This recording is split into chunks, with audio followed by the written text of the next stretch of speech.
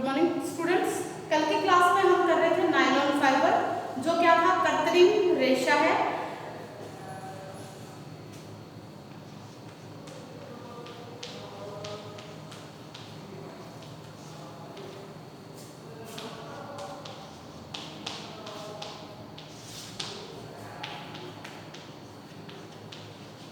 Nylon fibre है जो क्या है, सिंथेटिक फाइबर है, कृत्रिम रेशा है। कल हमने क्या किया था कि जो नायलॉन क्या होता है, इसके आविष्कार के बारे में, और क्या है, कैसे कैसे इसका आविष्कार हुआ, किससे मिलकर ये बना होता है। तो मैंने कल बताया था जो नायलॉन है वो किससे मिलकर बना होता है, ये क्या है, पॉलीमर रसायन से मिलकर बना होता है। और पॉलीमर रसायन के अंतर्गत क्या होता है, हेक्सामिथिलीन डायएमीन, और इसके अंदर क्या होता है, एडिपिक एसिड होता है। हेक्सामिथिलीन डायएमीन होता है और इसके अंदर एडिपिक एसिड होता है, जिससे मिलकर ये बना होता है। और इसके जो रसायन होते हैं, जैसे हेक्सामिथिलीन डायएमीन और एडिपिक एसिड में दोनों में क्या बताया थे, कार्बन के 6 अणु विद्यमान होते हैं। इसीलिए 6 अणु होने के कारण, कार्बन के 6 अणु होने के कारण इसे क्या कहा गया था, 6 पॉलीमर के नाम से इसे जाना गया था। पहले इसे क्या कहते थे, 6 पॉलीमर कहा जाता था, लेकिन बाद में इसका नाम बदलकर क्या रखा गया, नायलॉन रखा गया। और नायलॉन रखने के बाद क्या है, इसके 1940 में 1940 में इससे बने हुए होजरी के वस्त्र क्या है, बाजार में बिकने के लिए आ गए थे। तो नायलॉन का आविष्कार था वो कब हुआ, 20वीं शताब्दी में हुआ था। और 1940 में क्या है, इसके जो रेशों से बने हुए वस्त्र हैं वो कहाँ, मार्केट में बिकने के लिए आ चुके थे। तो इस प्रकार से हमने कल इसकी बात की। और जो नायलॉन है वो क्या है, अपने गुणों के कारण क्या है, बहुत ज़्यादा इसकी डिमांड है। और क्या है, अब आज जब हम बात करते हैं इसके नायलॉन के निर्माण की बात करते हैं, मैन्युफैक्चरिंग ऑफ नायलॉन।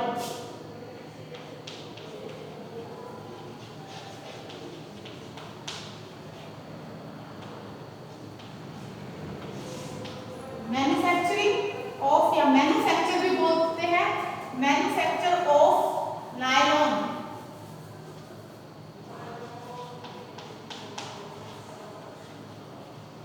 यानी नायलॉन की निर्माण प्रक्रिया।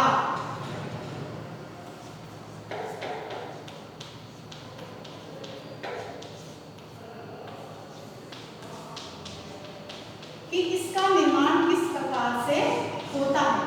तो इसके निर्माण में सबसे पहले होता है पॉलीमराइजेशन। फर्स्ट जो स्टेप है इसका,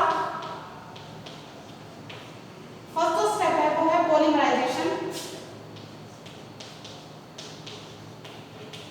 कल भी आपको बताया था कि ये क्या है, इंपॉर्टेंट है, आपके 2 नंबर में आपका पूछ लेते हैं। ये पूरा का पूरा जो फाइबर है वो क्या है, मोस्ट इंपॉर्टेंट है, मोस्ट इंपॉर्टेंट है एग्जाम के पॉइंट ऑफ व्यू से। तो क्या है, 2 नंबर में भी आपका पूछ सकते हैं कि पॉलीमराइजेशन प्रक्रिया क्या है, पॉलीमराइजेशन प्रोसेस क्या है, किसे कहते हैं। तो क्या है, इसमें नायलॉन रेशे का निर्माण क्या है, रासायनिक प्रक्रियाओं की एक क्या है, जटिल श्रृंखला है। इसमें कार्बन हाइड्रोजन एवं कार्बन हाइड्रोजन, इसमें क्या है, कार्बन हाइड्रोजन, ऑक्सीजन और नाइट्रोजन।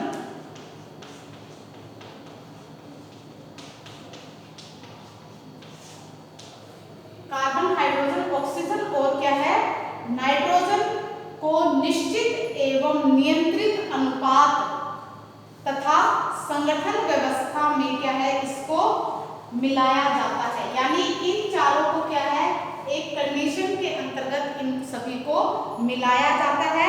और क्या है, इन सभी तत्वों का जो अनुपात है वो इस बात पर निर्भर करता है कि हमें किस प्रकार का नायलॉन बनाना है।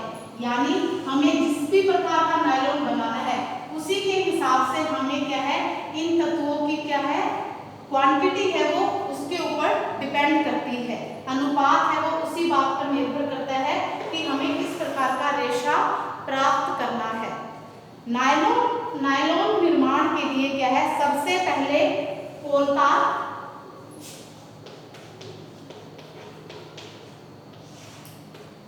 इसके लिए कोलतार, पेट्रोलियम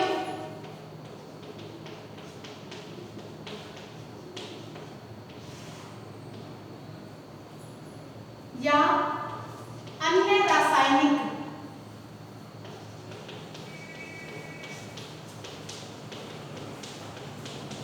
कच्ची सामग्री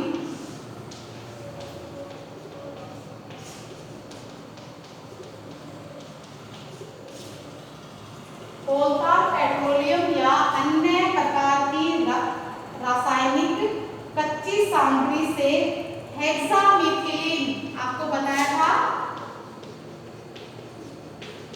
हेक्सामिथिलीन डायएमीन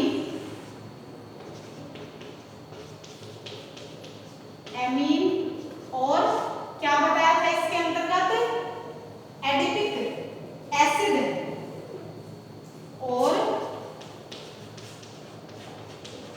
एडिपिक एसिड का निर्माण किया जाता है। एडिपिक अम्ल का निर्माण किया जाता है। यानी इसके अंदर जो नायलॉन के अंदर इससे किस किस का प्रयोग करते हैं हम, कोलतार, पेट्रोलियम और अन्य प्रकार की रासायनिक कच्ची जो सामग्री होती हैं उनको क्या है मिलाकर क्या बनाया जाता है, हेक्सामिथिलीन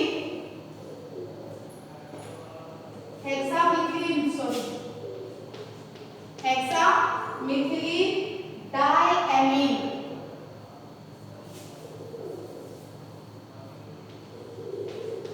हेक्सामिथिलीन डायएमीन और एडिपिक एसिड का निर्माण किया जाता है, जिससे क्या है हम नायलॉन के रेशे को प्राप्त करते हैं। तो इस प्रकार से अगर आपसे पूछते हैं पॉलीमराइजेशन प्रोसेस क्या है तो आपको ये बताना पड़ेगा कि कैसे कैसे ये प्रोसेस होती है, किस प्रकार से क्या क्या तत्वों को इसमें मिलाकर क्या है बनाया जाता है।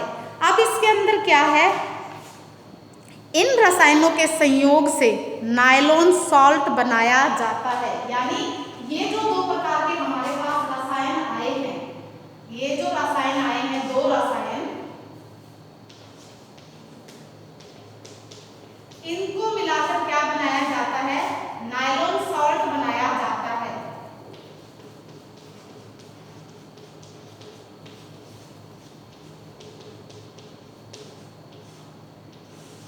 दोनों को मिलाकर नायलॉन सॉल्ट बनाया जाता है। इस नायलॉन सॉल्ट को ऑटोक्लेव एक क्या होता है, प्रेशर कुकर नुमा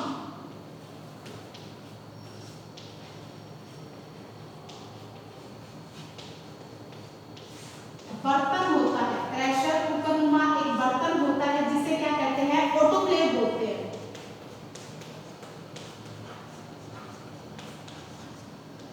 ऑटोक्लेव बोलते हैं इसको। ये क्या है, प्रेशर कुकर की तरह होता है। इस पर क्या है, टाइम और सारी चीजें लगी होती हैं। इस प्रकार से होता है, इसके ऊपर है टाइम और टेम्परेचर मेंशन होता है कि कोई भी चीज जब हम इसके अंदर रखते हैं वो क्या है, संक्रमण रहित करने के लिए क्या किया जाता है, ऑटोक्लेव किया जाता है। आप अस्पताल में कभी गए हैं तो आपने देखा है कि जो औजार होते हैं, आपने औजारों को कभी देखा होगा कि डॉक्टर जब उसको छूता है तो कई बार आपने देखा कि भाप निकलती हुई होती है। क्यों होती है, क्योंकि क्या है वो स्टेरिलाइज किए होते हैं बर्तन। जो भी वो औजार होते हैं उनको क्या किया जाता है, स्टेरिलाइज किया जाता है। तो स्टेरिलाइज की जो प्रोसेस है वो किसमें की जाती है, ऑटोक्लेव में की संक्रमण रहित करने के लिए क्या है, उनको ऑटोक्लेव किया जाता है, ताकि इसके ऊपर जो भी अन्य प्रकार के बैक्टीरिया, फंगस वगैरह जो भी है फफूंदी, वो क्या हो जाए, नष्ट हो जाए। तो इसको क्या किया जाता है, नायलॉन जो सॉल्ट होता है इसको ऑटोक्लेव किया जाता है, जो क्या होता है, प्रेशर कुकर नुमा बर्तन होता है। इसमें क्या है, इसके अंदर रख देते हैं जो भी हमें ऑटोक्लेव करना होता है, और इसके ऊपर टाइम और क्या है, टेम्परेचर क्या है, फिक्स कर देते हैं, और उतने टेम्परेचर और जितना टाइम फिक्स किया होता है उसके बाद में वो क्या है, ऑटोमेटिकली क्या हो जाता है, बंद हो जाता है, जिससे क्या है, ऑटोक्लेव की प्रोसेस खत्म हो जाती है। अब इसमें क्या करते हैं, गर्म करने से छोटे छोटे अणु आपस में मिलकर अणुओं की एक बड़ी श्रृंखला बन जाती है। और क्या करते हैं, इसमें जब क्या करते हैं, इनके जो छोटे छोटे अणु होते हैं वो क्या है, आपस में मिलकर क्या है, मैंने आपको बताया था पॉलीमराइजेशन में क्या है, चेन बन जाती है, अणु होते हैं वो आपस में क्या है, जुड़ जाते हैं, और क्या बना लेते हैं, चेन का रूप धारण कर लेते हैं, जिसे क्या बोलते हैं, पॉलीमराइजेशन बोलते हैं। इस श्रृंखला में बन जाते हैं जिन्हें लीनियर सुपर पॉलीमर, जिन्हें क्या कहते हैं, linear super polymer. Linear super polymer कहा जाता है। इस लीनियर सुपर पॉलीमर को कास्टिंग व्हील पर बहाकर, कास्टिंग जो व्हील होता है इनको क्या करते हैं, कास्टिंग व्हील पर बहा लेते हैं। लीनियर सुपर पॉलीमर जो होते हैं उनको कास्टिंग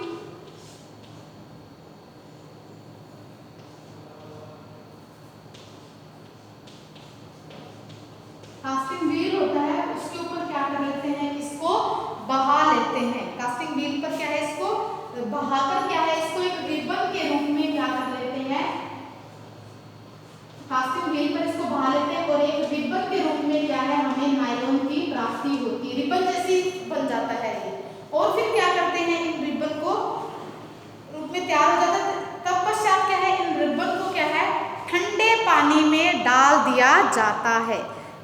निकलने के बाद इनको ठंडे पानी में डाल देते हैं, जिससे है जम जाते हैं, और इन जमे हुए रिबन को छोटे छोटे टुकड़ों में काट लेते हैं। रिबन के ये छोटे छोटे टुकड़े क्या कहलाते हैं, फ्लैक्स कहलाते हैं। रिबन के छोटे छोटे टुकड़े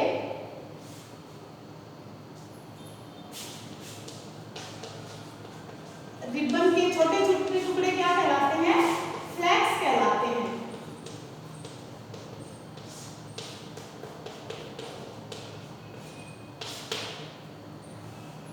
फ्लैक्स कहलाते हैं।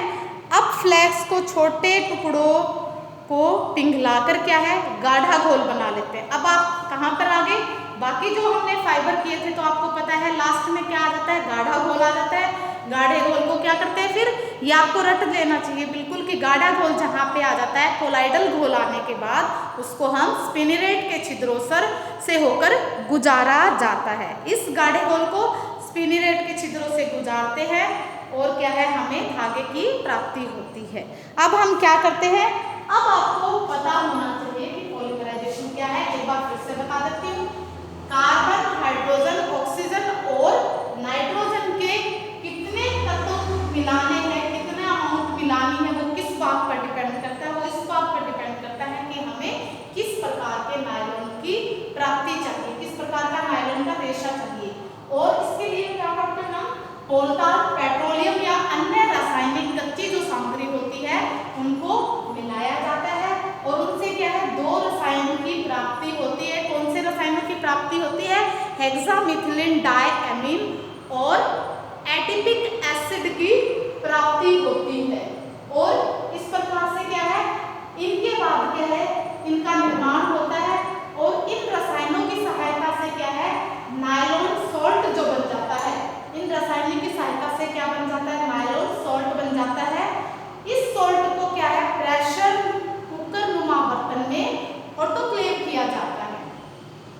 ऑटोक्लेव करने के बाद क्या है, ये जो सॉल्ट होता है वो किस में कन्वर्ट हो जाता है, लीनियर सुपर मॉडल पॉलीमर में कन्वर्ट हो जाता है और क्या बन जाती है, जो अणु होते हैं इसमें डालने के बाद में जो छोटे छोटे अणु होते हैं वो क्या है, एक श्रृंखला में, एक चेन में बन जाते हैं, चेनुमा बना लेते हैं, श्रृंखला बना लेते हैं, जिसे क्या है कास्टिंग, इसको बनने के बाद क्या है, ये क्या है कास्टिंग व्हील पर इसको बहा दिया जाता है। कास्टिंग व्हील पर बहाने के बाद क्या है, ये रिबन के रूप में हमें प्राप्त होता है और इस रिबन को क्या कहते हैं, फ्लैक्स कहते हैं।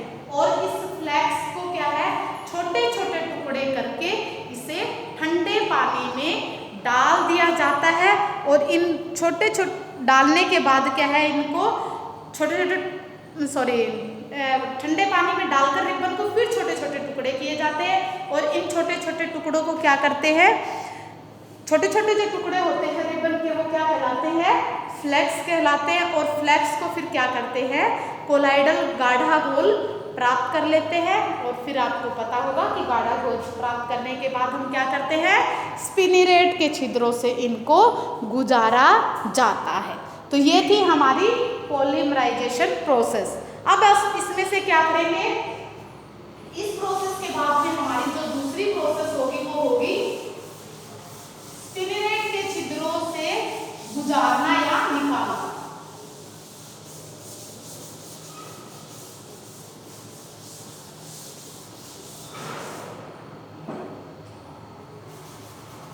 दूसरी जो है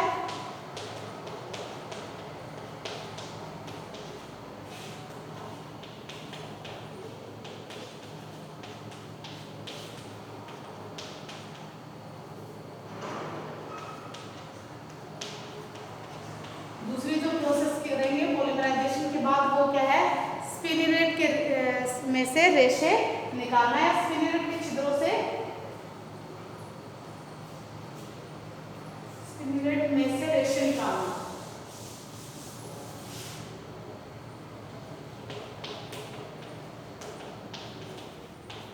रेशे निकालना।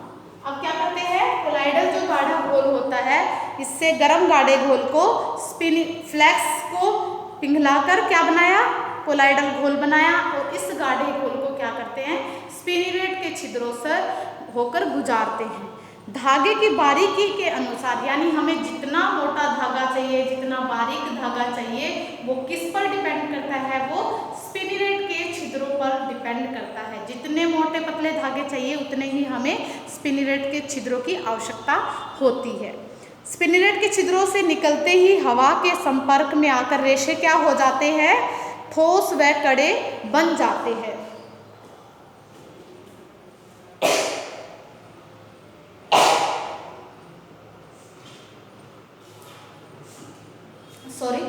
इन रेशों को क्या है, जब ये निकलते हैं तो इनको कंडीशनर में से होकर गुजारा जाता है। यहाँ आकर ये थोड़े से क्या हो जाते हैं, कड़े होते हैं पहले, जब इनको कंडीशनर में से होकर गुजारते हैं ये क्या हो जाते हैं, नरम हो जाते हैं।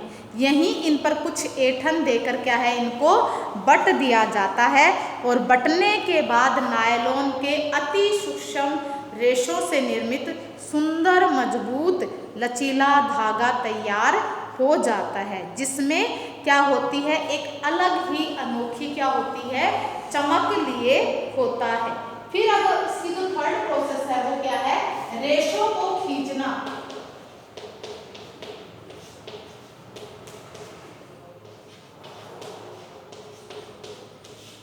रेशों को क्या करते हैं, इसके बाद खींचना पड़ता है। नायलॉन के रेशों को खींचा जाता है ताकि यह अपनी मूल लंबाई से 7-8 गुना लंबा हो जाता है।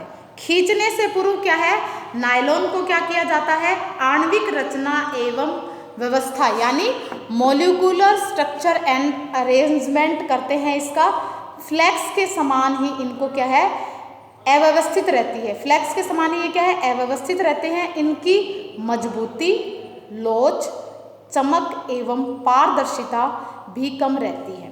खींचने से रेशों के अंदर की जो आणविक एवं पारदर्शिता है वो भी कम रहती है और इनसे जो खींचते हैं तब इनकी जो आणविक बनावट है वो रचना बन जाती है। अणु सीधे आपस में सटे हुए समानांतर एवं व्यवस्थित होकर इकहरी श्रृंखला में क्या हो जाते हैं, बन जाते हैं। यानी एक सिंगल यूनिट बना लेते हैं, सिंगल चेन बना लेते हैं। रेशों का व्यास कम हो जाता है तथा वे अत्यंत, यानी व्यास जहाँ कम होगा क्या होगा, यानी व्यास मतलब उसकी मोटाई कम होते ही क्या हो जाएगी, जहाँ मोटा कम हुआ रेशा पतला और लंबा हो जाएगा, बारीक हो जाएगा। पूर्ण खिंचाई के पश्चात क्या है, धागे मजबूत, चमकदार, पारदर्शक, प्रत्यास्थ और क्या है, लचीले, नमनीय एवं प्रतिस्कंदता के गुणों से परिपूर्ण होते हैं। धागे को खींचने की प्रक्रिया मशीन से की जाती है, हाथों से नहीं बल्कि मशीन से की जाती है। धागे को रील पर चढ़ाई जाती है। मशीन में कई रील लगे होते हैं, एक साथ क्या है, काफ़ी सारे रील लगे होते हैं और प्रत्येक अगली रील की गति पहली वाली जो रील होती है उससे अधिक होती है। यानी ऐसे करके क्या है, रील लगी होती है तो उनमें पहली की कम गति होगी, फिर उससे ज़्यादा, फिर उससे ज़्यादा, उससे ज़्यादा, यानी पहले के कंपैरिजन में जो रील लगी होती है आगे जैसे जैसे बढ़ती जाती है वैसे वैसे उनकी गति भी क्या है, बढ़ती जाती है। उदाहरण के लिए अगर धागे को 7 गुना खींचना है तो इसे 7 नंबर वाली रील पर चढ़ा देते हैं। इसकी गति पहली की अपेक्षाकृत 7 गुना अधिक रहती है। इस प्रकार जो भी हमें जिस भी प्रकार का मोटाई का धागा चाहिए होता है वो हमें प्राप्त हो जाता है। अब क्या है, नायलॉन की जो बारीकी का मूल्यांकन है वो किससे किया जाता है, डेनियर से किया जाता है। यानी डेनियर से क्या है,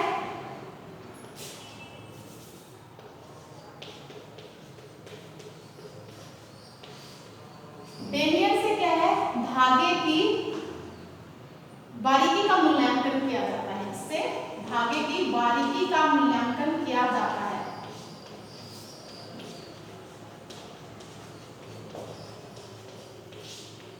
धागे की बारीकी का क्या है, मूल्यांकन किया जाता है। डेनियर से तात्पर्य नायलॉन के धागे का वजन, यानी इसका क्या मतलब है, धागे का वजन।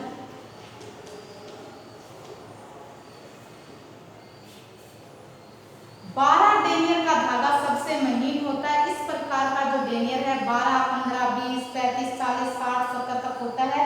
निर्मित धागे के पूर्व निरीक्षण एवं परीक्षण के बाद उन्हें वस्त्र बनाने के लिए मील में भेज दिया जाता है। यानी डेनियर से किसका पता चलता है, बारीकी का मूल्यांकन किया जाता है। यानी क्या होगा, वजन, धागे का वजन क्या कहलाता है, डेनियर। डेनियर के द्वारा धागे का वजन मापा जाता है। तो आज की क्लास के लिए इतना ही।